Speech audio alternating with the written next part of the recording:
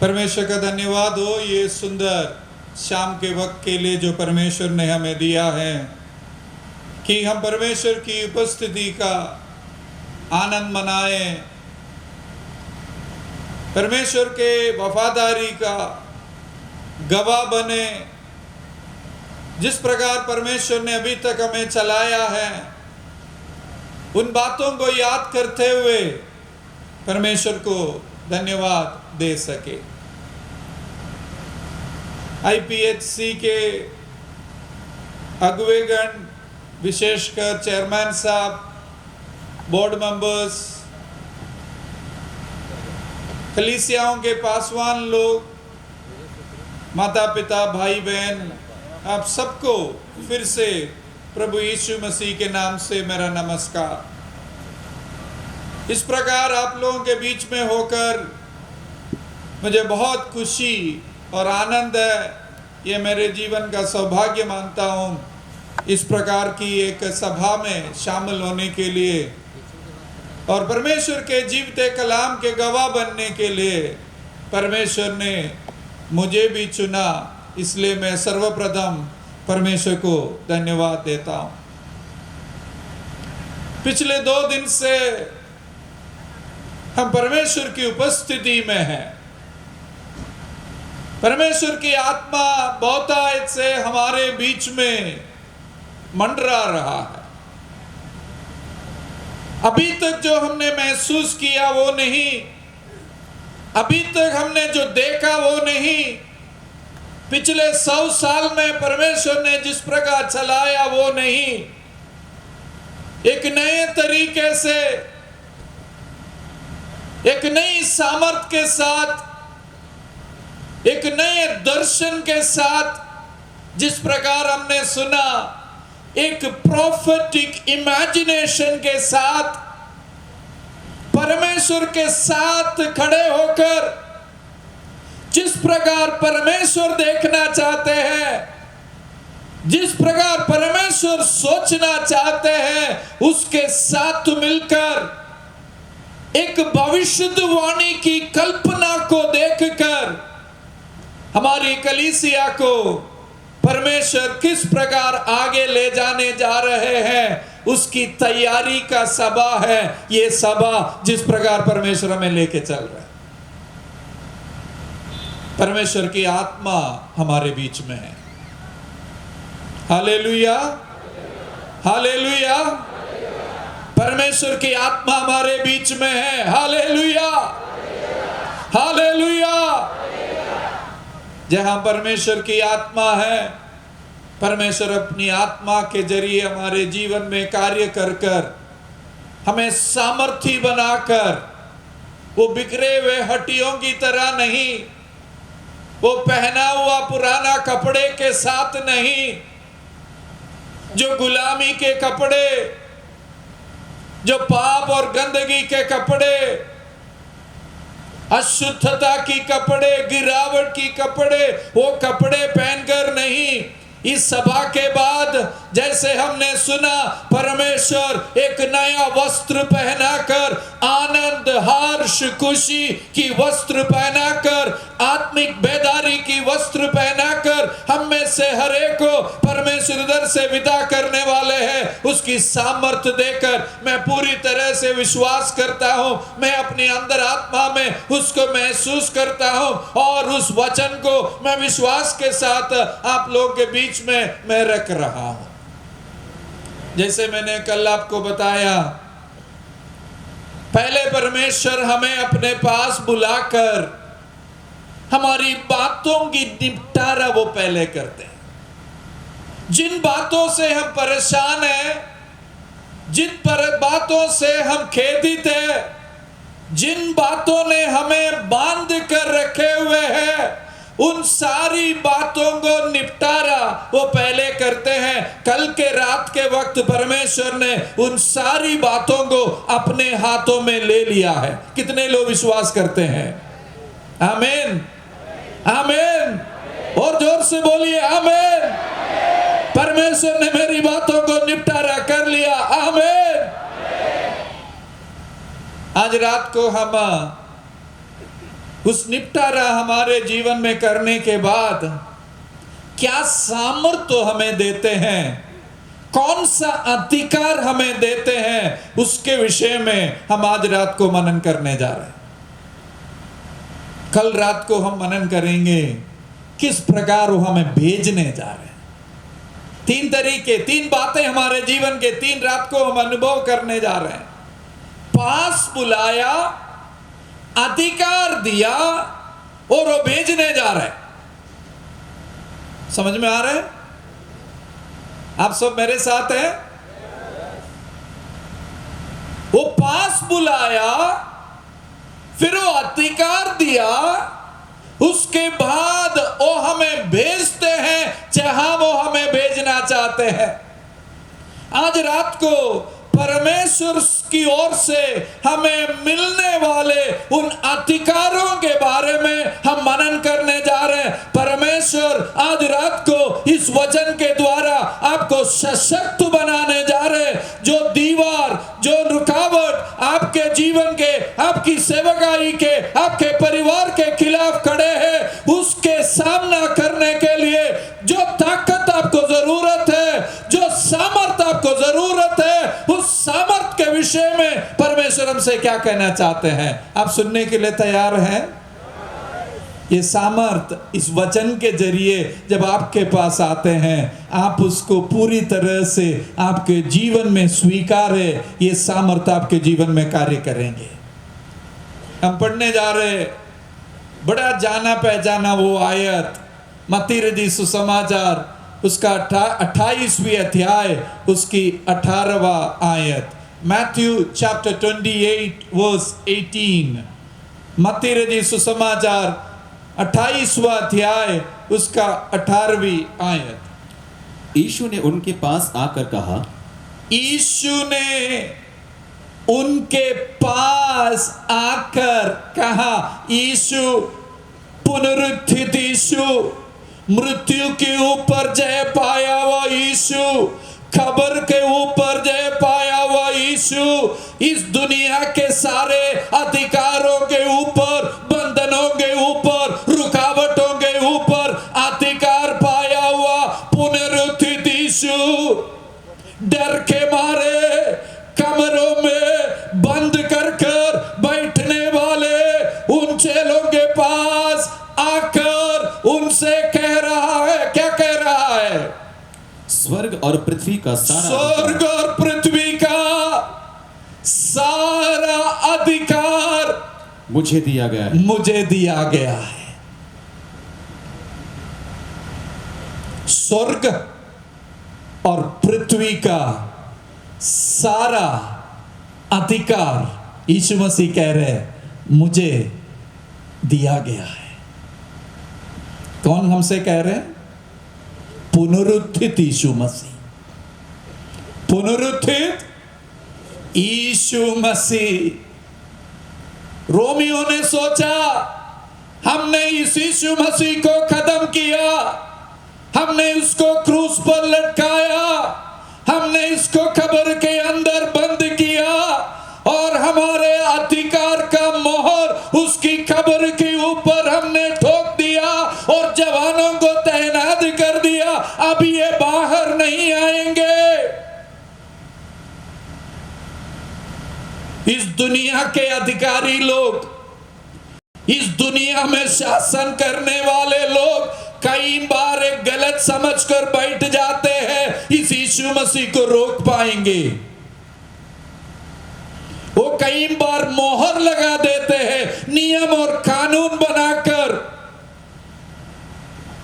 पर हम अंदर से एक बात को जानते हैं, हमारा यीशु मसीह पुनरुत्थित यीशु मसीह है। वो सारे मोहरों को तोड़ दिया है। जो लेख हमारे खिलाफ थे, उन सारे लेखों को उसने उस क्रूस पर खुल्लम खुल्लम उसकी तमाशा कर दिया। कई बार हमें लगता होगा इस दुनिया में रहते हुए हमारी बहुत तमाशा हो रही है। नहीं, हमारा कोई तमाशा नहीं उठा सकते, कोई हमारी कोई तमाशा नहीं हो रही है। कुल्लम कुल्लम उसने जो लेख हमारे खिलाफ थे उसको यीशु मसीह ने कर दिया।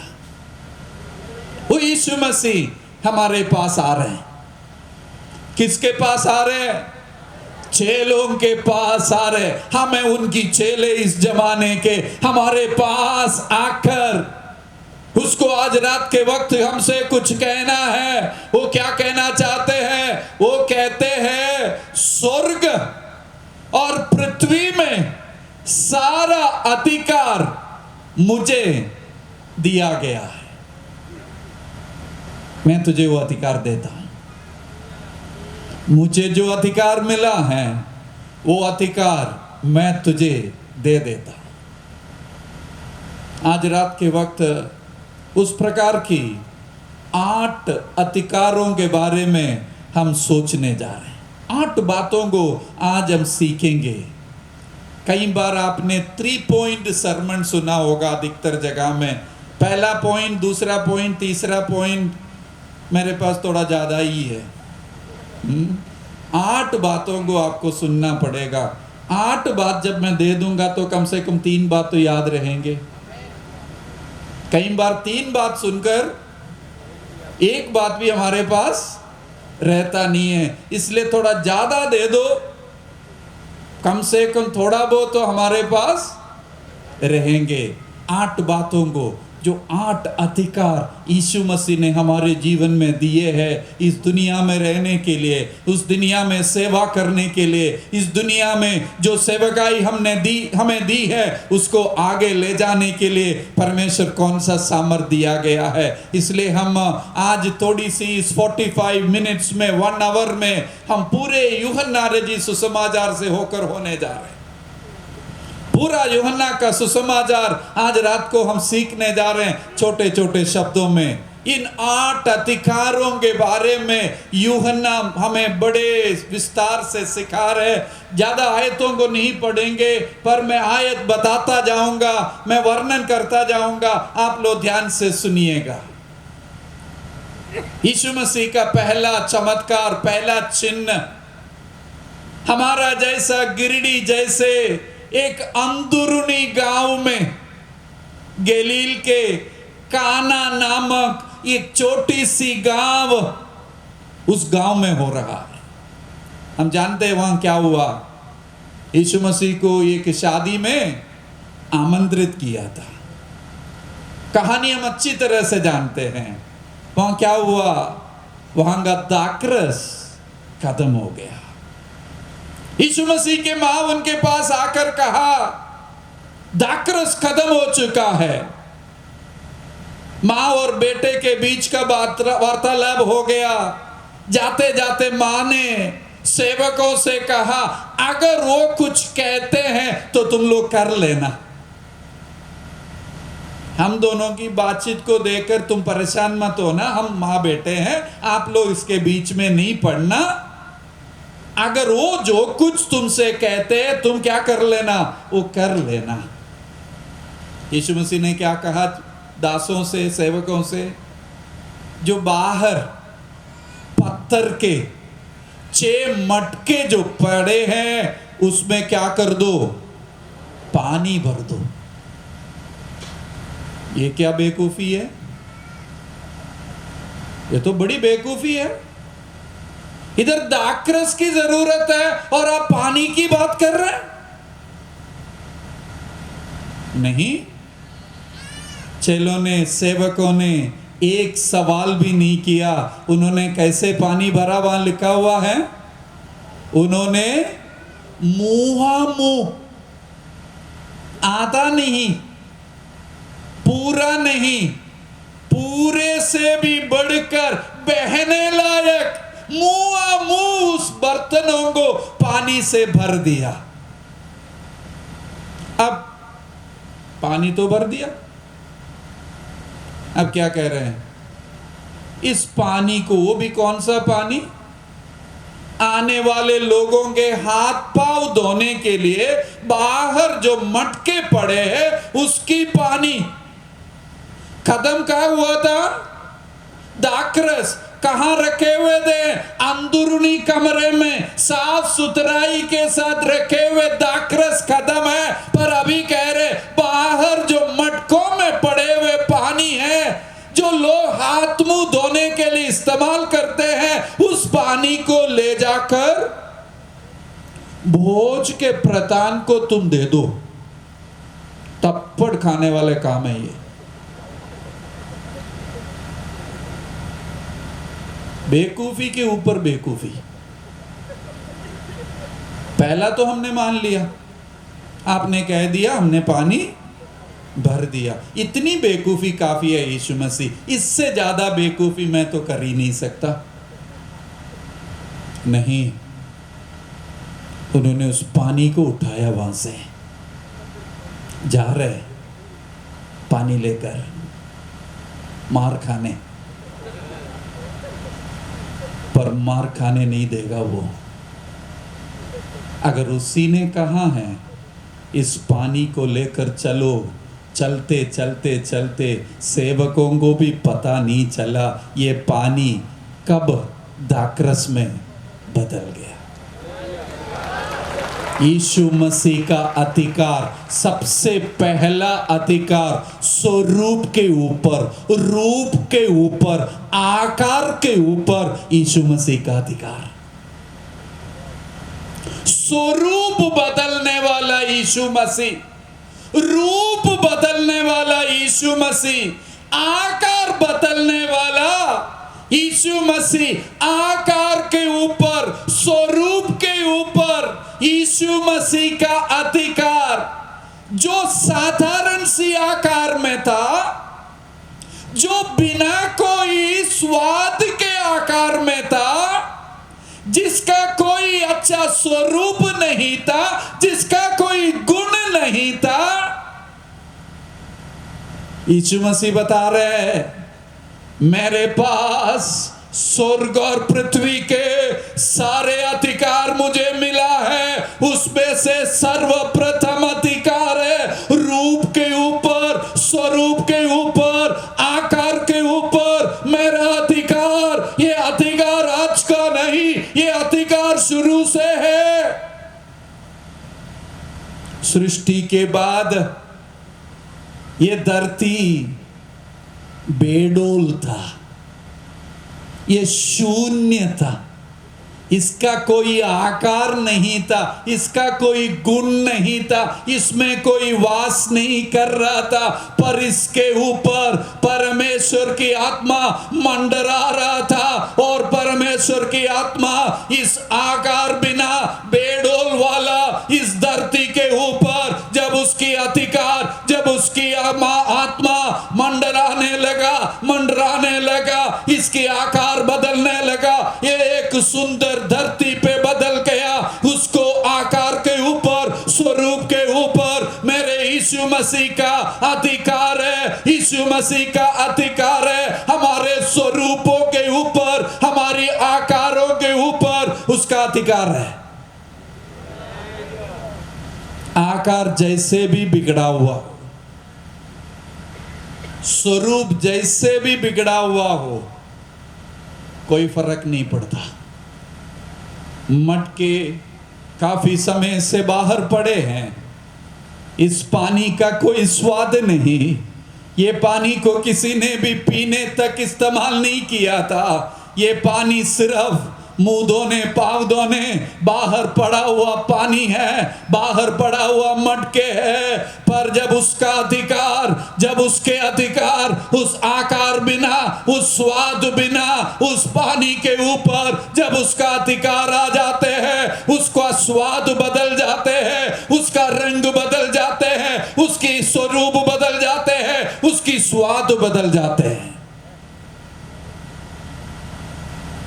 भोज के प्रधान ने जब पानी को चख कर देखा, जो पानी दाखरस में बदले हैं, उसने क्या कहा? तुम तो बाकियों के समान है ही नहीं। मैं तो काफी सारे शादियों का भोज का प्रधान बना था, तुम्हारे जगह तो सब कुछ उल्टा है। बाकी जितने जगह मैं शादी में गया, वहां सब लोग पहले अच्छा दाखरस, फिर मध्यम वर्ग का दाखरस, आखिर में सारा पानी मिलाया हुआ बेकार सा देते हैं। पर तुमने तो आखिरी तक अति उत्तम रखा हुआ है।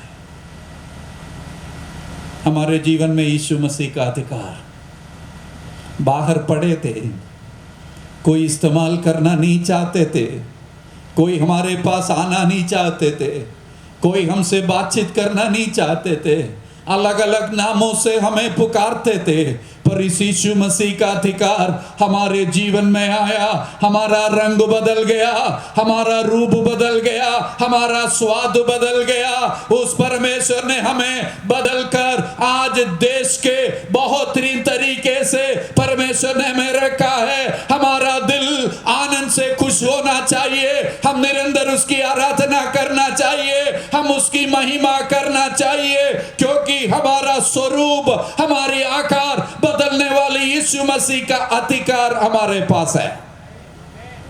Hallelujah, hallelujah, hallelujah. स्वरूप के ऊपर, आकार के ऊपर, रूप के ऊपर उसका अधिकार है। मैं आपसे कहना चाहता हूं, इन दिनों में शायद आपकी लोकल कलीसिया का रूप बिगड़ा होगा। आप जैसे सोचे थे वैसा नहीं है कलीसिया का शक्ल आज। शायद आपका पारिवारिक जीवन का रूप बिगड़ा होगा। बहुत अच्छे अच्छे सपनों के साथ शादी किए थे, सोचा था एक अच्छा परिवार बनाऊंगा, पर शायद आज रात को आपका परिवार का आकार शायद बिगड़ा हुआ है।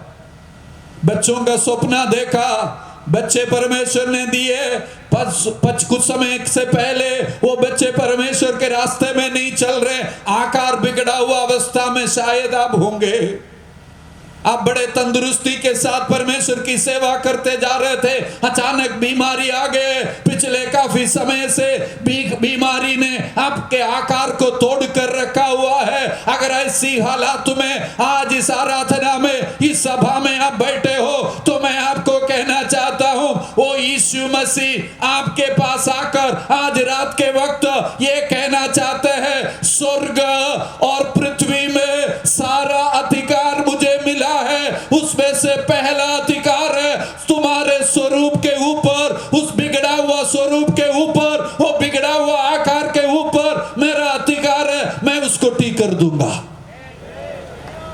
आमीन, आमीन, आमीन।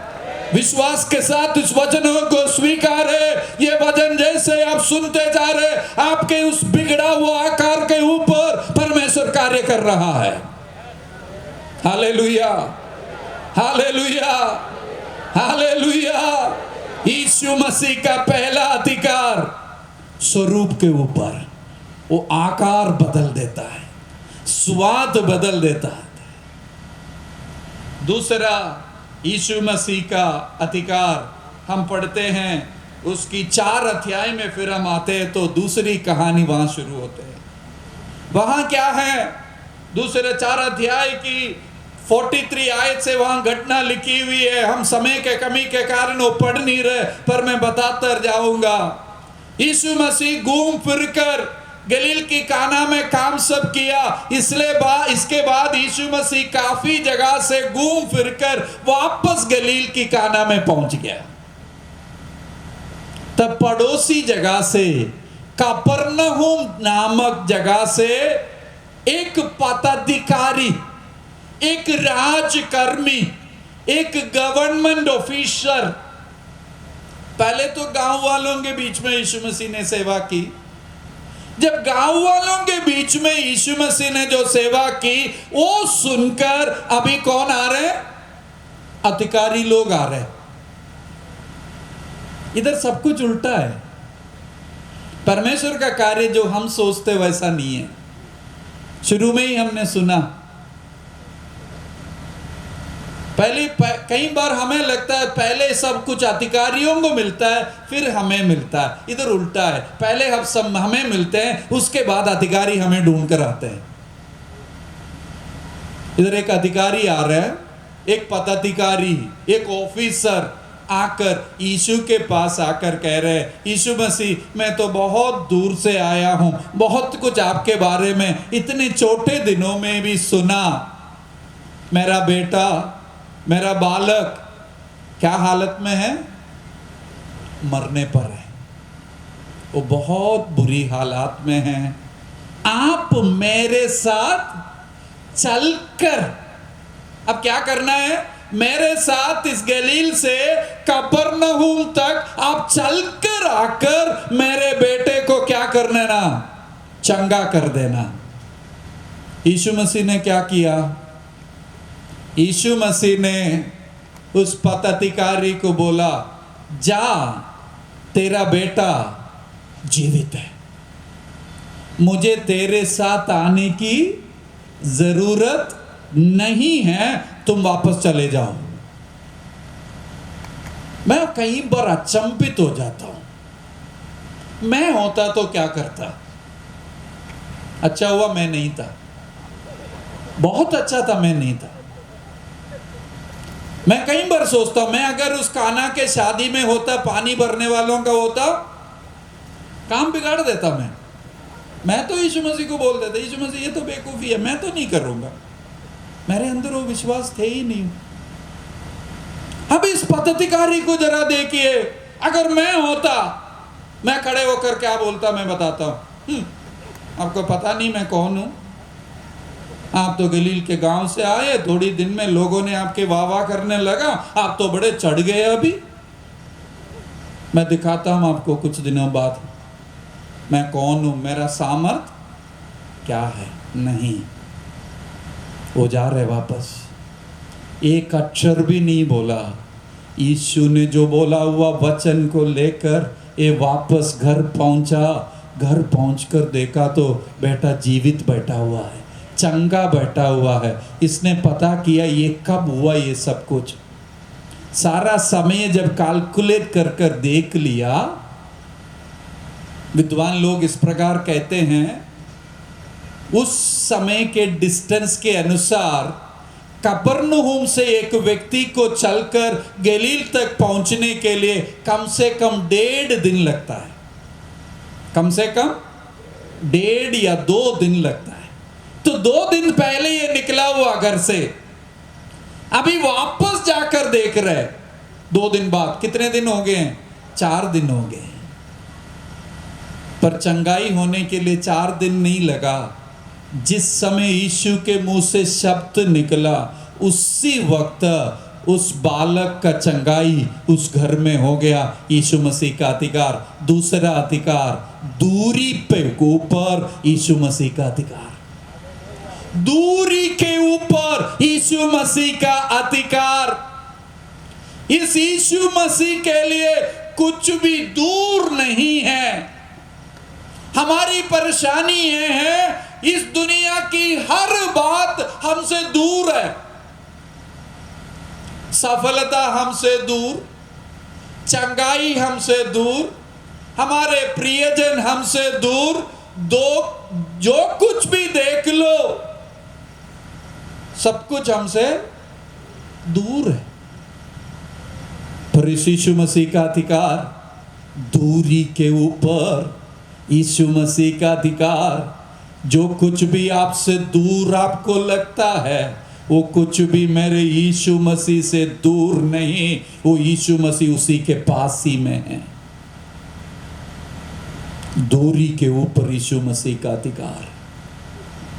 एक माँ और एक बेटे को उनके घर से निकाल दिया गया था। वो जंगल में जाकर, मरुभूमि में जाकर पड़े हैं। कुछ समय के बाद उनको दिया हुआ था थोड़ा सा पानी और थोड़ा सा रोटी, वो खत्म हो गया। पानी खत्म होकर वो बालक मरने पर है। माँ दूर, माँ बेटे के मृत्यु देखना नहीं चाहते हैं, इसलिए बेटे को एक किनारे पे डाल दिया। मरने के वक्त में एक बेटे को दूर डालकर ये माँ इस बेटे से दूर जाकर बैठकर रो रहे। मुझे मेरी बेटे का रोना सुनाने नहीं देना, मैं सुनना नहीं चाहता हूं, मैं सुन नहीं सकता उसका रोना, उसका मृत्यु में देख नहीं सकता, इसलिए मैं दूर बैठना चाहता हूं। उत्पत्ति के पुस्तक 21वें अध्याय में पूरी तरह से वर्णन किया हुआ है। ये प्रभु दूर बैठकर रोने वाले मां के पास आकर उनसे कह रहे, तुम्हारा रोना नहीं, तुम्हारा मरने वाले बेटे का रोना मैंने सुन लिया है। उसकी आखिरी आयतों में लिखा हुआ है, God was with the boy, परमेश्वर उस बालक के साथ था। अब्राहम उससे दूर है, हाजिरा उससे दूर है, पर अब्राहम तुम अपने बेटे को तुमसे शायद दूर कर सकते हैं। हाजिरा तुम्हारा दुख शायद तुम्हारे बेटे को तुमसे दूर कर सकता है, पर हाजिरा तुम एक बात सुन लो, अब्राहम तुम एक बात सुन लो, पर मैं उससे दूर नहीं हूं। मेरे लिए दूरी नहीं है, मैं पास रहने वाला परमेश्वर हूं। Hallelujah, hallelujah. दूरी के ऊपर यीशु मसीह का अधिकार। अगर आपको लगता है काफी सारे चीज मेरे से दूर है, मैं कुछ भी पकड़ने जाता हूं, हासिल करने जाता हूं, ये सब कुछ मेरे से दूर होते जा रहे, दूर होते जा रहे, दूर होते जा रहे। अगर दूरी अगर आपको सता रहे, आपकी सेवकाई में, आपके पारिवारिक जीवन में, आपके मसीही जीवन में दूरी अगर समस्या बना हुआ है, एक और कदम आगे बढ़कर विश्वास के साथ आपको बताना चाहता हूं, आपको परेशान करने वाला, आपको पिछले दिनों में काफी पीड़ा में और दर्द में डालने वाला कुछ ऐसी बातों को आप अपने घर छोड़कर आए हुए होंगे, इधर बैठकर आप चिंता में होंगे, प्रभु वहां क्या हो रहा होगा, मैं जब वापस जाऊंगा तो क्या देखूंगा, क्या परिस्थिति में होगा।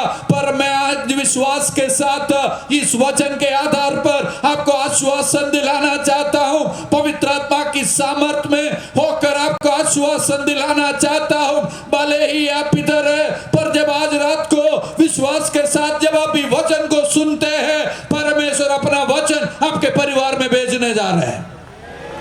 रिबालाबा शंदना रिधार दल दल बौडसिया हथना रिदेर दल दल बौडबा हथना। जब आप इधर बैठे हैं, पवित्र आत्मा परमेश्वर की सामर्थ वो वचन भेज रहा है आपके गांव में, आपके घर में। जो बात आपको परेशान कर रहा है पिछले काफी दिनों से बड़े व्यक्तिगत रूप से, इस पंडाल में कुछ लोग ऐसे हैं जो बैठे हुए हैं, बहुत बड़ी परेशानी को घर में छोड़कर आए हैं। पर मैं आत्मा में होकर आपसे वचन देना चाहता हूं, आज रात के वक्त परमेश्वर की सामर्थ जो इधर वास कर रहा है, वो ये वचन भेज रहा है आपके घर में, ये वचन आपके घर में भेज रहा है, उस परिस्थिति के ऊपर भेज रहा है। आप विश्वास करें, आप विश्वास करें, आप विश्वास करें, विश्वास के साथ बोले, मैं जब मैं वापस जाऊंगा ये परेशानी मेरे से दूर होगा। विश्वास के साथ आपके मन में बोलिए, विश्वास के साथ इस वचनों को आप कबूल करिए। जिस तरह इस पदाधिकारी को वापस भेजा, उसी प्रकार यीशु मसीह मुझे इधर से आज रात को, कल रात की सभा के बाद मुझे वापस भेजने जा रहे। तुम्हारा बेटा जीवित है, तुम्हारा बेटा जीवित है। दूरी के ऊपर यीशु मसीह का अधिकार। देखिए, 100 साल की दूरी हमने तय किया है, 100 साल की दूरी हमने तय किया है। सोचा नहीं था, कल्पना भी नहीं किए थे इस प्रकार की एक सभा 100 साल के बाद होंगे, इसके फाउंडर्स ने कभी सोचा नहीं होगा। दूरी के ऊपर यीशु मसीह का अधिकार है। मैं आपको कहना चाहता हूं, अगर 100 साल तक के परमेश्वर ने वफादारी के साथ IPHC को लेकर आए हैं, वो वफादार है। दूरी के ऊपर उसका अधिकार है। अगर परमेश्वर के आगमन की देरी हुआ तो अगले 100 साल भी वो हमें चलाने वाले हैं। हमारे दूरी के ऊपर यीशु मसीह का अधिकार है। इसलिए क्या करें, हम अपने सारे दूरियों को यीशु को दे दो। प्रभु, मैं अपने दूरियों को तुम्हारे हाथ में दे देता हूं। जो आपसे दूर है, जो आप आज तक पकड़ नहीं पाए हैं, जिसके पीछे आप कई मेहनत करके दौड़ रहा है, मैं आपसे कहना चाहता हूं, उसको परमेश्वर के हाथ में दे दो। विशेषकर मैं जवानों से बातचीत करना चाहता हूं। आपकी पढ़ाई, आपका भविष्य, आपका करियर, सब कुछ आपके सामने है। आप उसको पकड़ने के खोज में हैं, पर कई बार आपको लगता है आप वहां तक नहीं जा पाएंगे, ये मेरे से बहुत दूर है। पर मैं इस वचन के आधार पर, एक परमेश्वर की कलीसिया होने के नाते, पिछले सालों में वफादार पर रहा हुआ परमेश्वर की वो वारिश होने के नाते, मैं आपसे कहना चाहता हूं, आपका वो दूरी परमेश्वर के हाथों में दे दो। उस दूरी के ऊपर उसका अधिकार है। उसको दूर से हटाकर तुम्हारे हाथों में देकर तुम्हें आनंदित का कारण बनाने के लिए मेरे यीशु मसीह के पास अधिकार है। आमीन, आमीन, hallelujah, hallelujah, hallelujah. Yeshu Masih का अधिकार हमारे दूरियों के ऊपर। तीसरा अधिकार 5 अध्याय में लिखा हुआ है। 5 अध्याय की पहली आयत से लेकर 15वीं आयत तक एक दूसरी घटना लिखी हुई है। वहां क्या है? वहां एक व्यक्ति पिछले 38 साल से, कितने साल से? 38 साल, बड़ा क्रूशियल टाइम है। समाज इस प्रकार कहते हैं 40 साल होने से पहले सेटल हो जाना चाहिए। अगर आपको एक अच्छा जिंदगी बिताना है तो क्या करना चाहिए? 40वां साल होने से पहले आप सेटल होना चाहिए। 40 साल के बाद जो अगला आपका 20 साल है जो नौकरी का, उसमें आप कमाओगे रिटायरमेंट के बाद जीने के लिए। अब इस व्यक्ति को जरा देखिए, इसकी जिंदगी तो पूरी तरह से खत्म है। 38 साल से वो बीमार है और 38 साल से बीमार होकर पिछले कुछ साल से वो एक कुंड के पास आके पड़े हैं, ये सोचकर, ये जब कभी स्वर्गदूत आकर इस कुंड के पानी को जब हिलाया जाएगा, ये विश्वास है कि पहली बार जब उसमें उतरेगा उसको चंगाई मिलेगा। 38 साल से यीशु मसीह उसके पास आए। यीशु मसीह ने उनसे क्या सवाल किया? तुम कितने साल से इधर पड़े हो? क्या हाल है आपका?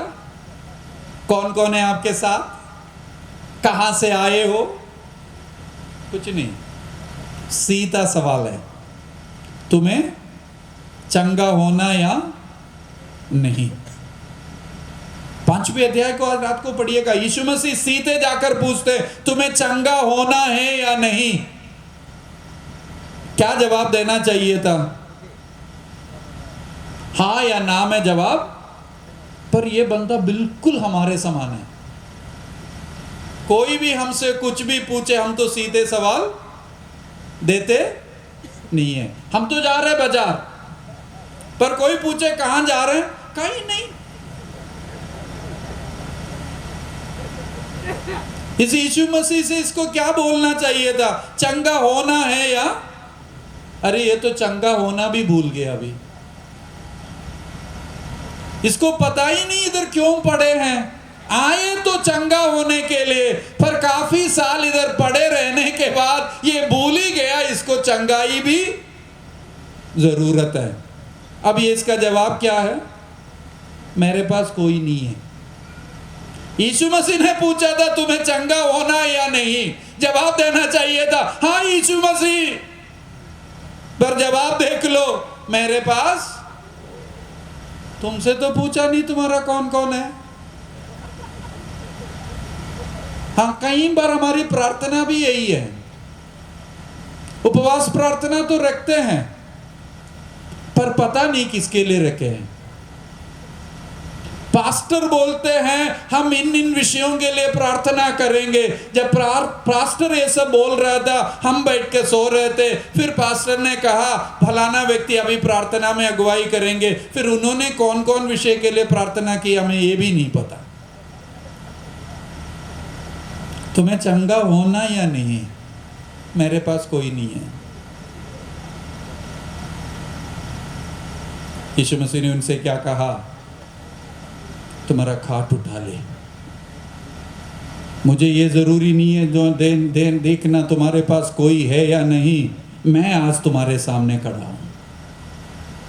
यीशु मसीह को समय के ऊपर यीशु मसीह का अधिकार, समय के ऊपर यीशु मसीह का अधिकार। पहले स्वरूप के ऊपर यीशु मसीह का अधिकार, दूसरा दूरी के ऊपर यीशु मसीह का अधिकार, तीसरा समय के ऊपर यीशु मसीह का अधिकार। 38 साल काफी लंबा समय, टू लेट, बहुत देर हो चुका है। परमेश्वर, हमारे जीवन का भी समस्या ये है, हमें कई बार लगता है समय बहुत देर हो चुका है।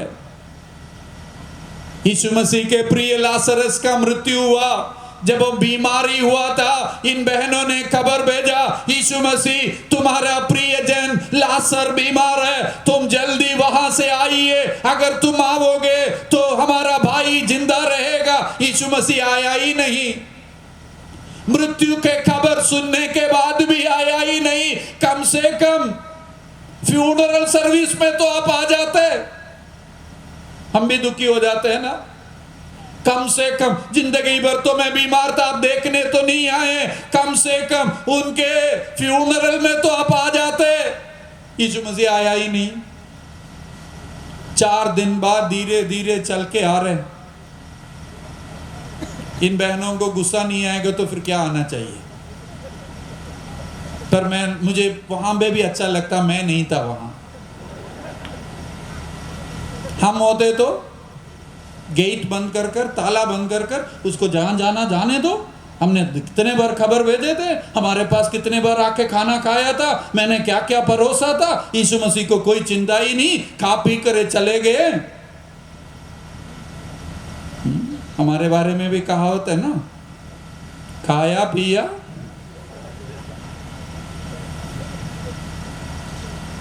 चार दिन बाद आए। बहनों ने क्या कहा, यीशु मसीह आपने देर कर दिया, आपने देर कर दिया, कुछ दिन पहले आप आ जाते हैं। नहीं नहीं, तुम्हारे समय के ऊपर मेरा अधिकार है।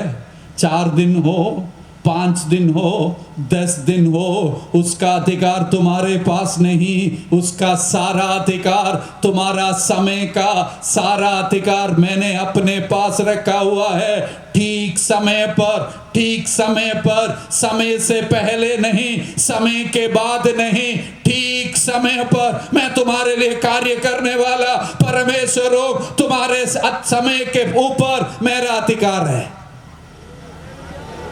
Hallelujah, hallelujah. वो कभी देरी से या वो कभी पहले से ही आने वाला परमेश्वर नहीं, ठीक समय पर वो आने वाला परमेश्वर है। स्वर्गदूत ने आकर एक कुंवारी से बात किया और उस कुंवारी से कहा, तुम पवित्र आत्मा से गर्भवती होकर एक शिशु को जन्म देगा, तुम उसको यीशु बुलाना। उसने क्या बोला, मैं तो कुंवारी हूं। बोलने का मतलब, Lord it is too early, मेरा समय आया नहीं है अभी, तुम्हें कुछ गलती हुई है। स्वर्गदूत, तुम्हें कुछ गलती हुई, मेरा समय अभी आया नहीं। उससे पहले ये स्वर्गदूत किसी और के पास गए थे, एक बुजुर्ग के पास। उनसे जाकर कहा, जकरिया, तुम और तुम्हारे पत्नी की प्रार्थनाओं को मैंने सुना। तुम्हारा पत्नी एलिशिबा गर्भवती होकर एक पुत्र को जन्म देगा, उसको तुम यूहन्ना बुलाना। उसने क्या जवाब दिया? हम तो बुढ़े हो चुके हैं। एक कह रहे हैं मेरा समय अभी आया नहीं, दूसरा कह रहे हैं ये टू लेट, मेरा समय चला गया। क्या ये नहीं है कि हमारा भी परेशानी? कई बार हमें लगता है हमारा समय आया नहीं, कई बार हमें लगता है हमारा समय खत्म हो गया। नहीं, तुम्हारा और मेरे समय के ऊपर इस यीशु मसीह का अधिकार है। आपको लगता होगा काफी चीजों के लिए मैंने प्रार्थना किया, मैंने काफी समय तक उपवास किया, मैंने काफी समय तक गिड़गिड़ाते हुए उसके सन्निधि में मैंने प्रार्थना किया, विनती किया, आज तक मैंने उसका जवाब नहीं दिया। समय मेरा खत्म हो गया। मैं आपको आश्वासन दिलाना चाहता हूं, आपको लगता होगा समय समाप्त हो गया, पर इस समय के ऊपर यीशु मसीह का अधिकार है। उसका समय आया नहीं है, उसका समय आएगा, वो ठीक समय रहेगा। उस समय पर वो आपके लिए कार्य करेगा। जब वो ठीक समय पर आपके लिए कार्य करेगा, वो सर्वोत्तम कार्य होगा। उसके बदले में कोई कार्य आपके जीवन में होगा ही नहीं। आमीन, आमीन, आमीन। हम अपने समय को परमेश्वर के हाथों में दे दो।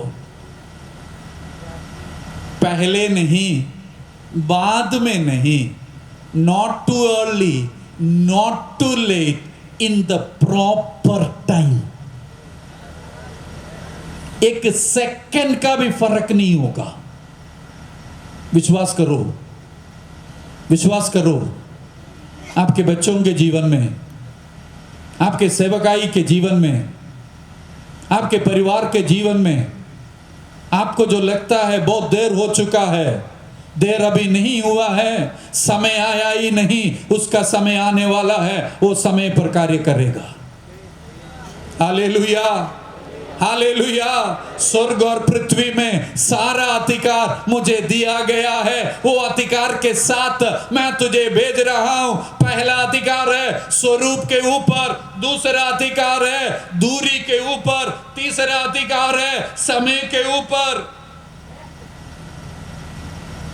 14 अधिकार 6 अध्याय की पहली आयत से बहुत बड़ी भीड़ यीशु मसीह के साथ पिछले 3 दिन से बैठे हुए हैं, वचन सुन रहे, सुनते जा रहे। यीशु मसीह को उनको भेजने का वक्त आ गया। यीशु मसीह उनके चेलों को बुलाकर पूछा, हम इन्हें खाना कहां से देंगे? अच्छा हुआ मैं नहीं था वहां पे भी। परमेश्वर को अच्छा समय मालूम था मुझे कब इस दुनिया में लाना था। उस समय लाया ही नहीं, बहुत अच्छा हुआ। ये सब होने के बाद जब ये कुछ समझने की बुद्धि जब आया, तब मुझे इस दुनिया में लाया। इन चेलों से पूछा इनको कहां से खाना दे? उसमें से एक ने कहा, उसने भी यीशु मसीह का मजाक उड़ाया। यीशु मसीह से क्या बोला? 8 महीने तक अभी खाना देने की बात कर रहे हैं। और चेला क्या जवाब दे रहे हैं? अगर हम सब जाकर 8 महीना नौकरी कर कर हम उस पैसा ले आकर इनके लिए खाना खरीदेगो तो हम एक एक टुकड़े भी नहीं दे पाएंगे। यीशु मसीह क्या कर देना चाहते हैं? पेट भरकर खाना देना चाहते हैं। कलीसिया क्या देना चाहते हैं? टुकड़े देना चाहते हैं। यीशु मसीह पूरी तरह से संतुष्ट करना चाहते हैं। यीशु मसीह पूरा खाना देना चाहते हैं, पर कलीसिया देते हैं टुकड़े टुकड़े। चेले लोग देते हैं टुकड़े टुकड़े की बात, टुकड़े टुकड़े की बात नहीं, पूरा सुसमाचार, पूरा संदेश, पूरा यीशु मसीह का वचन दूसरों को हमें देना है। एक ने कहा 8 महीने का वेतन चाहिए,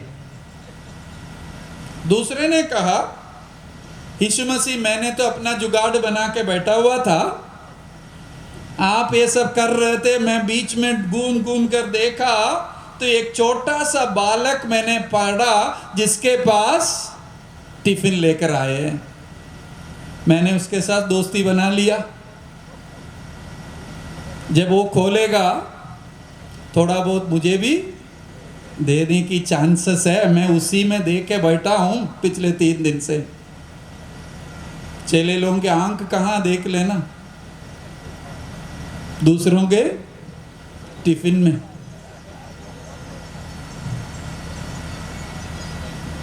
पर वो काफी नहीं है परमेश्वर, इनके लिए वो काफी नहीं है। अगर वो मुझे दे देगा तो हम दोनों शेयर कर लेंगे। सेवकाई में भी कई बार ये जुगाड़ हम बिठा देते हैं, है ना।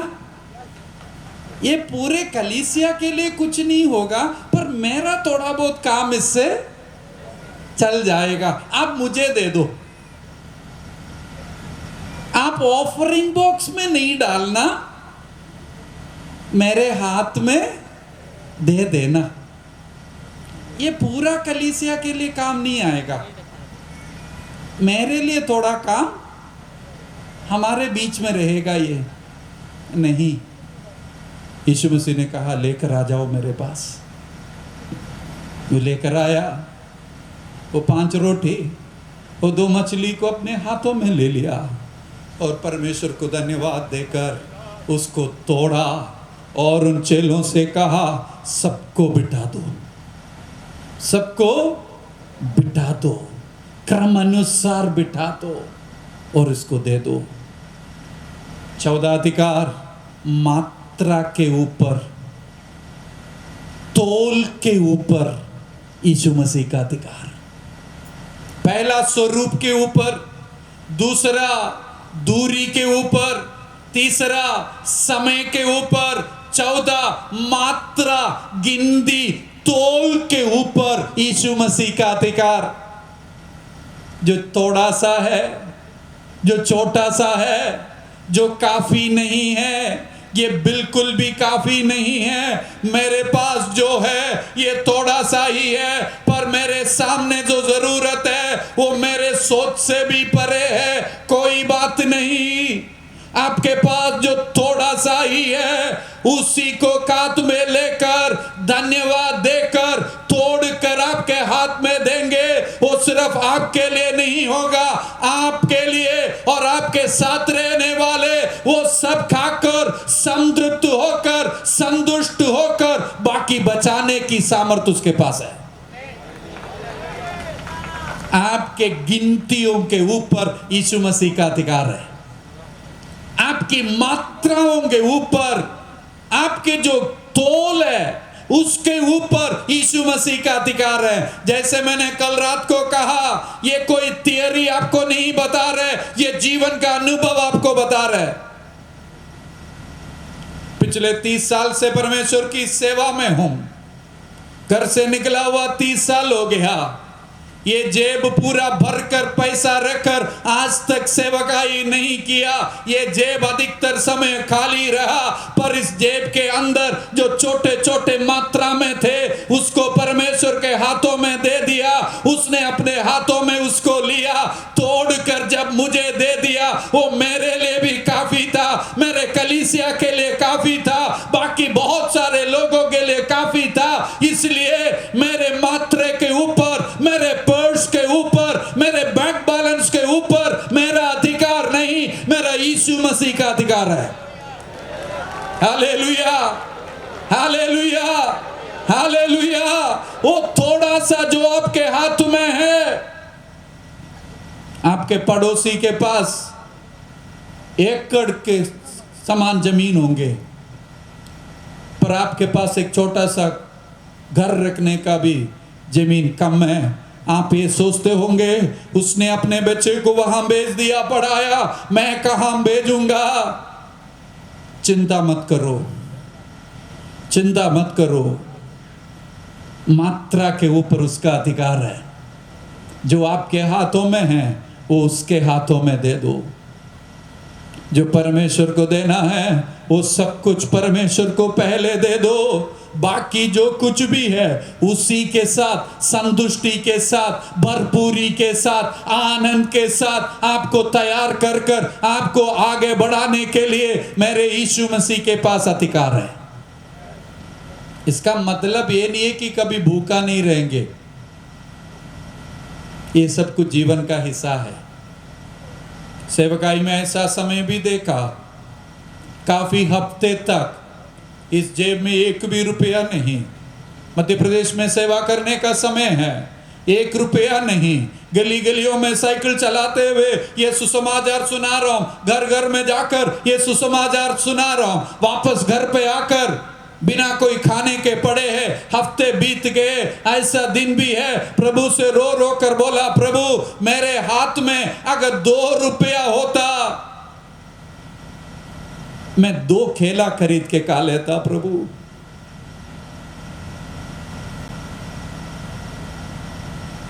वो मुझे मार डालने के लिए मुझे पैसा इसलिए रोका नहीं था, मुझे उसके ऊपर निर्भर होकर मुझे सिखा रहा था तुम्हारी सारी मात्राओं के ऊपर मेरा अधिकार है। बिना खाना खाए भी तुझे संभालने की सामर्थ मेरे पास है। Hallelujah, hallelujah, hallelujah, hallelujah. मैं परमेश्वर की महिमा के लिए कहना चाहता हूं, 30 साल पहले घर छोड़कर परमेश्वर की सेवा के लिए निकला। सिर्फ 12वीं पास था उस समय पर आज जितनी भी डिग्रियां हासिल की है उसके लिए सारा प्रबंध मेरा यीशु मसीह ने मेरे लिए किया। मैंने किसी से मांगा नहीं, ठीक समय पर परमेश्वर ने उसका प्रबंध मेरे लिए किया। मेरा सारा गिनती उसके हाथों में है। मैं गिनना नहीं चाहता हूं, मैं नापना नहीं चाहता हूं। मैं प्रभु से कई बार बोलता हूं, प्रभु अगर मैं नाप लूं मैं कम ही नाप लूंगा, क्योंकि मेरा दायरा तो बहुत कम है, इसलिए तुम ही नाप लेना। मेरा सारा नाप मैंने तुझे दे रखा है। मैं नापूंगा नहीं, मैं गिनूंगा नहीं, तुम गिन लेना, तुम नाप लेना। तुम नाप कर, तू गिन कर मुझे दे देना, वो मेरे लिए काफी है। तू जानता है कितना गिनना है, कितना नापना है, वो मेरे लिए काफी है, क्योंकि मेरा सारा गिनती मैंने उनको दे दिया है। Hallelujah, hallelujah. आपके मात्रा के ऊपर यीशु मसीह का अधिकार है। 5वीं बात उसी अध्याय में, 6 अध्याय में हम पढ़ते हैं, 16 आयत से आगे को लिखा हुआ है। ये लोग, ये सारी बढ़ने घटना के बाद यीशु ने चेलों से कहा उस पार चले जाओ। ये लोग उस पार जाने के लिए निकले। रात भर वो आगे जाने के लिए कोशिश कर रहे हैं, पर आंधी और तूफान आए। उनकी छोटी सी कश्ती, छोटी सी बोट, नाव लहरों के साथ, आंधी तूफान के साथ लड़कर वो डूबने वाले थे। आंधी उनके खिलाफ, लहरें उनके खिलाफ, रात के अंधेरा उनके खिलाफ। अचानक वो देख रहा है कोई पानी से ऊपर से चलकर लहरों से चलते हुए उनके पास आ रहे। पहले तो ये घबरा गए। वहां पे भी मैं सोचता हूं, मैं नहीं था, अच्छा हो गया मैं नहीं था उधर, मैं तो शायद नाव से कूद ही लेता। ये चल के आ रहे हैं। 5वां अधिकार, प्रकृति के ऊपर यीशु मसीह का अधिकार। प्रकृति के ऊपर यीशु मसीह का अधिकार। मेरे खिलाफ, आपके खिलाफ, आपके जीवन के नैया के खिलाफ, आपकी सेवकाई के नैया के खिलाफ उठने वाले सारे आंधी, सारे तूफान, सारे लहरों से ऊपर से चलकर आकर आपकी कश्ती को, आपके नाव को किनारे पहुंचने की सामर्थ इस यीशु मसीह के पास है। आपकी कश्ती डूबने वाला नहीं, आपकी कश्ती इस पानी में गिरने के खत्म होने वाला नहीं, इसको किनारा वो पहुंचेगा ही पहुंचेगा।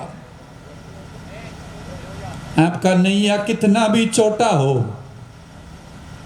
और आपके सामने उठने वाली लहरें कितने पहाड़ जैसा भी हो, आपको डरने की कोई आवश्यकता नहीं। अगर उस पार जाने के लिए उसी ने अगर आपको भेजा है, वो आपके साथ है, रात के अंधेरे में आपके साथ है।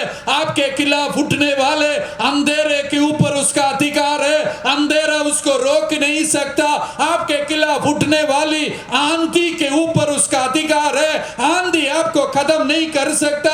आपके खिलाफ उठने वाली लहरों के ऊपर उसका अधिकार है, इसलिए वो कहां खड़े हैं? आपके खिलाफ उठने वाले लहरों के ऊपर वो खड़ा है। वो लहर उसके पांव तले है, वो आपके सिर के ऊपर नहीं आएगा। Hallelujah, hallelujah, hallelujah, hallelujah. Bharatvarsh की कलीसिया एक छोटी सी नाव है, इस लहरों से होकर गुजरने जा रहे। इन दिनों में इस भारतवर्ष की कलीसिया जो छोटी सी नैया, छोटी सी नाव, उसके खिलाफ बहुत सारे आंधी, बहुत सारे लहरें, बहुत सारे तूफान, अंधेरा जैसा समस्या हमारे सामने है।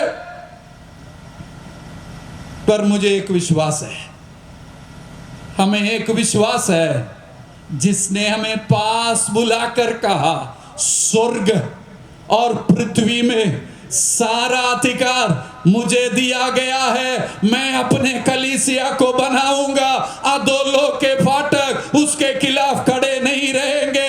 आंधी कितने भी आने दो, तूफान कितने भी आने दो, प्रकृति के ऊपर, आंधी के ऊपर, तूफान के ऊपर यीशु मसीह का अधिकार है। Hallelujah, hallelujah. ये कश्ती नहीं डूबेगा। आपको लग रहा होगा मेरा जीवन की कश्ती, मेरे जीवन की इस छोटा सा नाव डूबने वाले है परमेश्वर। आंधी बहुत बड़ी है, तूफान बहुत बड़ा है, मैं तो डरा हुआ हूं। आपसे कहना चाहते हैं आप किनारे के बिल्कुल पास में हैं, वो किनारे पहुंचाएगा हमें। वो हमें इस आंधी में, ये तूफान में वो गिरने नहीं देगा। समुद्र में पूरी तरह से नीचे ले जाना चाहते हैं, ये अंधकार की ताकतें हमें गिराना चाहते हैं, शरीर हमें गिराना चाहते हैं, पाप हमें गिराना चाहते हैं, आंधी तूफान लहरें कलीसिया को खत्म करना चाहते हैं। आज रात को हम उस विश्वास योग्यता का वर्णन किया। IPHC को पिछले 100 साल आंधियों से लेकर, तूफानों से लेकर, लहरों से लेकर, अंधेरे से लेकर इस यीशु मसीह इधर तक लेके आए हैं। अभी कितना बड़ा सा गहरा सा तूफान भी आने दो, ये कश्ती को उस पार वो ले जाएगा। इस नदी में, इस समुद्र में वो हमें अकेला नहीं छोड़ेगा। वो समुद्र को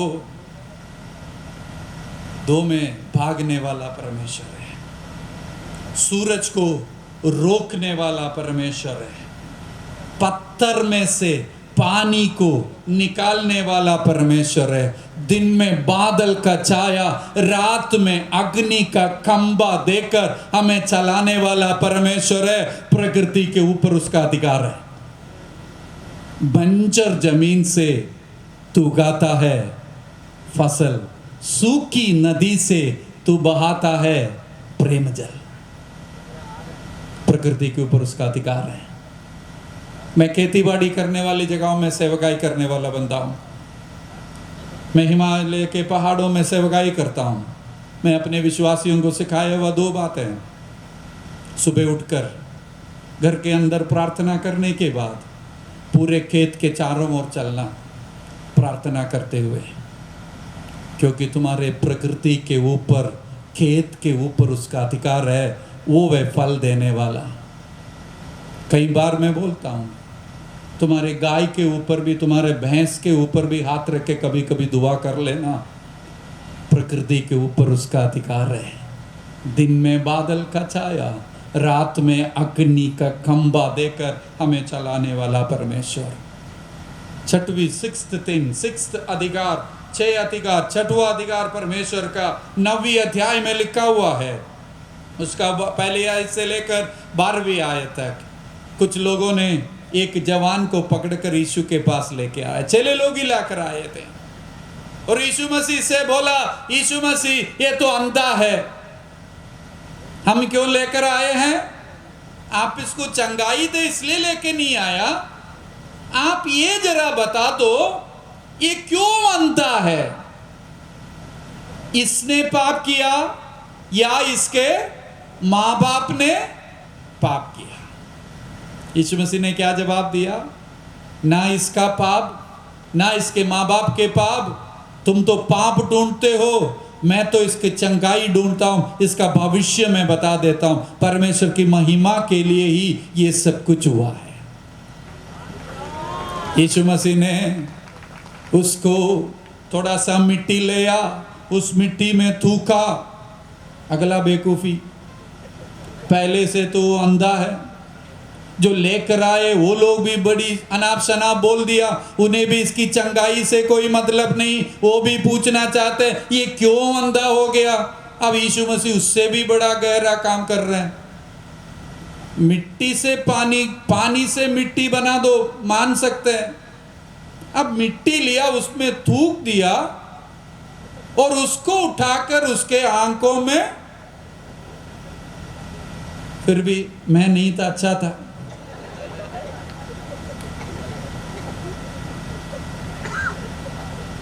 अब यीशु मसीह उनसे कह रहे, तुम जाकर कुएं के पास जाकर इसको, अरे यार मैं अंधा हूं, आप इस अंधे को कहां भेज रहे हैं? वो भी पहले से मुझे थोड़ा थोड़ा ऐसा लाइट दिखता था, अभी आपने मिट्टी भी लगा दिया, अभी वो लाइट भी नहीं दिख रहे मुझे। इसके पास, इस यीशु मसीह के पास आने से पहले थोड़ा बहुत तो बेहतर था, अब इसके पास आने के बाद तकलीफ इतना बढ़ गया, कुछ दिखाई नहीं दे रही। लगता नहीं है ऐसे कभी कभी? गाँव वाले ऐसे कभी कभी बोलता नहीं? यीशु मसीह कह रहे हैं, जाओ इसको धो दो। मेरे और आपके कमजोरियों के ऊपर यीशु मसीह का अधिकार, मेरे और आपके कमजोरियों को देकर शैतान उसका निंदा करते हैं, आसपास के लोग हमारी निंदा करते हैं, हमारी कमजोरियों को देकर हमारी कमजोरियों को वजह ढूंढते रहते हैं। इसके घर में ऐसा क्यों हो रहा है, इसके बच्चों के जीवन में ऐसे क्यों हो रहा है, इसने पाप किया क्या, इसके माँ बाप ने पाप किया क्या, ऐसा सब इसके जीवन में होना चाहिए था। हम जानते हैं इसने क्या क्या किया है।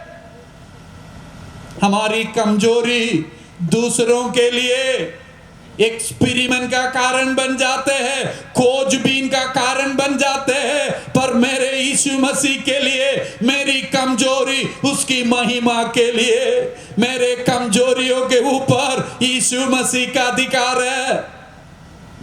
एक व्यक्ति परमेश्वर की सेवा कर रहा था, बहुत बड़ी सेवकाई की, काफी सारी कलीसियाओं को स्थापना किया, बड़े चिन्ह और चमत्कार के साथ सेवकाई किया, पर उसके शरीर में एक बड़ी सी कमजोरी थी।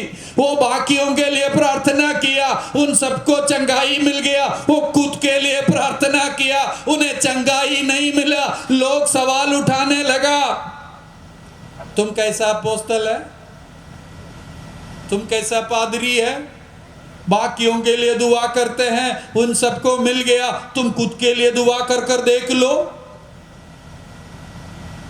नहीं, मेरी कमजोरी तुम्हारे लिए निंदा की बात होगी, पर मुझे एक बात मालूम है, मेरी कमजोरियों के ऊपर यीशु मसीह का अधिकार है। मेरी कमजोरियों के द्वारा महिमा लाने वाला, मैं कमजोर होने के बावजूद भी, मैं निर्बुद्धि होने के बावजूद भी, मैं मंदबुद्धि होने के बावजूद भी, मेरी कमजोरियों को देखकर बाकी सारे दुनिया जब उसकी मजाक उड़ाते हैं, मेरा यीशु मसीह कहते हैं तो मेरा सामर्थ तुम्हारे लिए काफी है।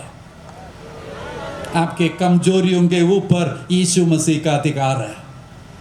कमजोरी जैसा भी हो, उस कमजोरियों को देखकर आप विचलित नहीं होना, परेशान नहीं होना। स्वर्ग और पृथ्वी में सारा अधिकार मुझे मिला है, तुम्हारे कमजोरियों के ऊपर मेरा अधिकार है। सातवीं बात, 11वीं अध्याय में लिखा हुआ है, क्लाइमैक्स में हम पहुंचने जा रहे हैं। 11वीं अध्याय में एक व्यक्ति मर गया, उसको दफनाया गया, 4 दिन हो गया। यीशु मसीह आकर कह रहे हैं, ये पत्थर हटा दो, ये पत्थर हटा दो। नहीं यीशु मसीह, आप ये बेवकूफी कर रहे हैं, 4 दिन हो चुके हैं, इसमें से अभी बदबू ही निकलेगा, कोई पत्थर नहीं हटाते, आप नहीं हटाइए। नहीं, पत्थर हटा दो, मेरे पास अधिकार है मृत्यु के ऊपर, मृत्यु के ऊपर यीशु का अधिकार है। मेरे मृत्यु के ऊपर इस दुनिया के कोई भी ताकत को परमेश्वर ने अधिकार नहीं दिया है। मेरे मृत्यु के ऊपर मेरा यीशु मसीह का अधिकार है। जब तक मैं अपनी सेवा इस धरती पे पूरा नहीं करूंगा, इस दुनिया की कोई भी ताकत मुझे मार नहीं सकता। मृत्यु के ऊपर किसका अधिकार है? यीशु का अधिकार। एक विश्वासी के लिए, एक पुनर्जन्म पाया हुआ विश्वासी के लिए, एक पवित्र आत्मा पाया हुआ विश्वासी के लिए हम मृत्यु से डरते नहीं। मृत्यु हमारा दुश्मन नहीं, मृत्यु का अधिकार यीशु को हमने दे दिया। हम मृत्यु से डरते नहीं, हमें मारने आने वाले लोगों से भी हम डरते नहीं हैं, क्योंकि मृत्यु का अधिकार यीशु के पास है। मेरा मृत्यु का अधिकार किसके पास है? यीशु के पास है। दुनिया के काफी सारे लोग कहते होंगे, मैं तुझे मार डालूंगा, सेवकाई में अगर आगे बढ़ा तो मैं मार डालूंगा। मैं गढ़वाल के इलाका में सेवकाई करता हूं। समाज हमारे खिलाफ है, बहुत पहाड़ हमारे खिलाफ है। काफी सारे ऐसे रास्तों से हम जाकर जाते हैं, कभी भी पहाड़ गिर जाते हैं, कभी भी बादल फटते हैं। बहुत सारे लोग प्राकृतिक आपदाओं के साथ कारण मर जाते हैं। मैं इन पहाड़ों से घूमता ही रहता हूं। पहले तो मुझे बहुत डर लगता था। मैं काफी दिन इस डेड बॉडियां वहां से ले आते हुए मैं देखता रहता था। मेरे मन में भी एक डर आ गया, एक दिन मेरा भी डेड बॉडी ऐसे ले आएगा, कहीं ना कहीं से कूद निकाल कर। उसने मेरे से कहा, तेरा मृत्यु का अधिकार मेरे पास है। इस पहाड़ के पत्थरों के ऊपर नहीं, इस पहाड़ के ऊपर से बहने वाले नदियों के पास नहीं, सामाजिक विरोधियों के पास नहीं, सुसमाचार के खिलाफ खड़े रहने वालों के पास नहीं। तेरा मृत्यु का अधिकार मेरे पास है। जिस दिन मेरा सेवा समाप्त होगा, जिस दिन मेरे दिया हुआ कार्य समाप्त होगा, उस दिन तू मुझे अपने पास बुलाएगा। मृत्यु तेरा डंग कहां? मृत्यु तेरा अधिकार कहां? हम मृत्यु को चुनौती देने वाले लोग हैं। हम मृत्यु से डरते नहीं, हम मृत्यु को चुनौती देते हैं और कहते हैं, तुम्हें मेरे ऊपर कोई अधिकार नहीं है। मृत्यु के ऊपर यीशु मसीह का अधिकार। आखिरी बात, 8वीं बात 21वीं अध्याय में।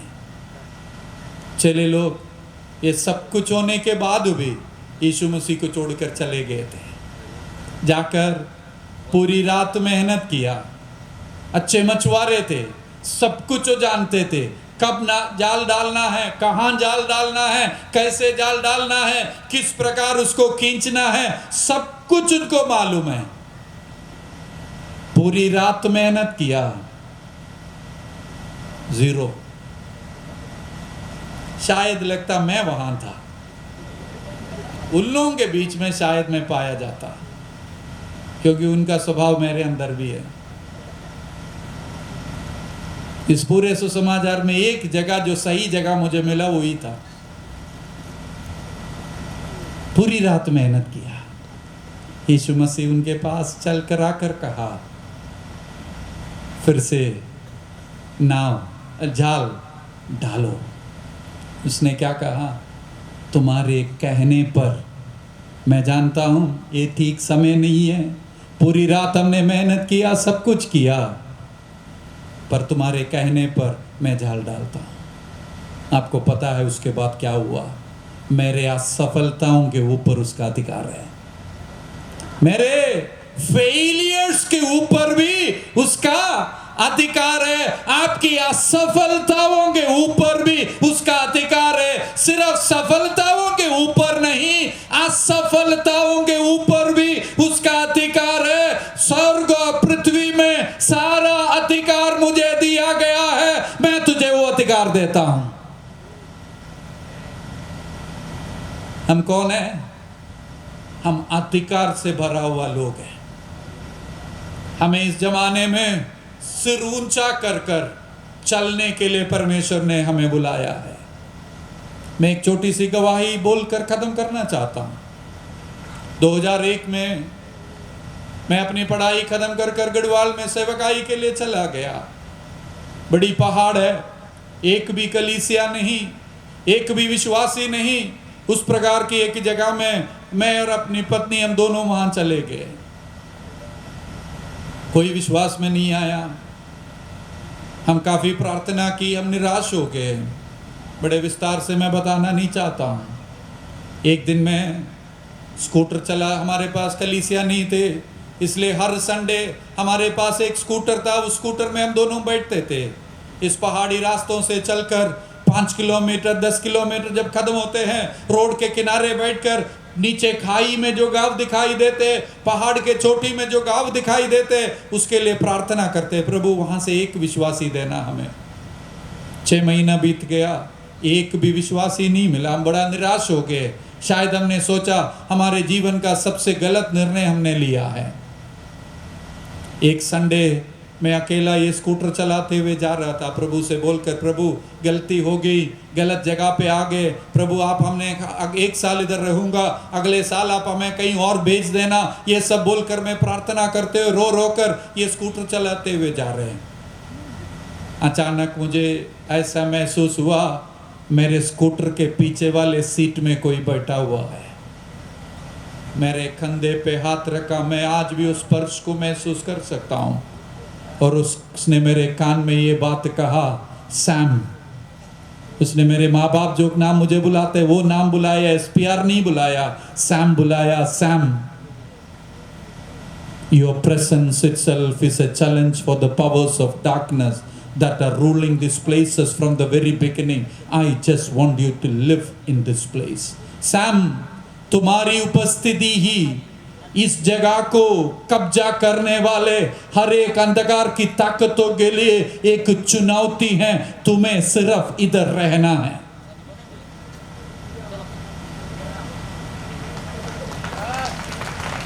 तुम्हारी उपस्थिति ही अंधकार की ताकतों के लिए चुनौती है। अधिकार के साथ परमेश्वर ने रखा है, अधिकार के साथ। हम कमजोर लोग नहीं, हम निचले स्तर के लोग नहीं, हम माइनॉरिटी नहीं, हम अल्पसंख्यक नहीं, हम बहुमत में हैं, क्योंकि हमारे पास सामर्थ्य है, हमारे पास अधिकार है। यीशु मसीह कह रहे हैं, स्वर्ग और पृथ्वी में सारा अधिकार मैंने तुझे दिया है। कौन सा अधिकार? 8 अधिकारों के बारे में मैंने आज रात को आपके सन्मुख बताया। 8 अधिकार। पहला अधिकार, हमारे आकार के ऊपर उसका अधिकार। जितना भी बातें बिगड़े हुए हो, स्वाद खत्म हो चुके हो, उसके पास अधिकार है। दूसरा, हमारी दूरी के ऊपर उसका अधिकार है। जितने भी चीज हमें दूर दिखाई देते हैं, उन सब की बातों के ऊपर उसका अधिकार है। तीसरा, हमारे समय के ऊपर उसका अधिकार है। ना समय से पहले ना समय के बाद काम करने वाला परमेश्वर नहीं, ठीक समय पर वो काम करने वाला है। 14, हमारी मात्रा के ऊपर, गिनती के ऊपर उसका अधिकार है। 5वां, हमारी प्रकृति के ऊपर उसका अधिकार है। आंधी तूफान लहरें कितने भी उठने दो, उसके ऊपर उसका अधिकार है। वो हमारे कश्ती को किनारे ले जाने के लिए उसके पास सामर्थ्य है। हमारी कमजोरियों के ऊपर उसका अधिकार है। हमारी सारी कमजोरियां उसकी महिमा के लिए वो एक दिन बदलने वाले हैं, इसलिए हम अपने कमजोरियों के ऊपर भी परमेश्वर को महिमा करते हैं। 7वीं बात, हमारी मृत्यु के ऊपर उसका अधिकार है। 8वीं बात, हमारे फेलियर्स के ऊपर उसका अधिकार है। ये अधिकार परमेश्वर हमें देना चाहते हैं। ये पर अधिकार आज रात के वक्त इस मीटिंग के दौरान, ये 3 दिन जब हम इधर रहते हैं, ये अधिकार वो ट्रांसफर करना चाहते हैं। पिछले दिनों से बढ़कर, पिछले समय से बढ़कर वो उस अधिकार को हमारे ऊपर ट्रांसफर करना चाहते हैं। हमें क्या करना होगा? इनवाइट हिम, उसको बुला ले।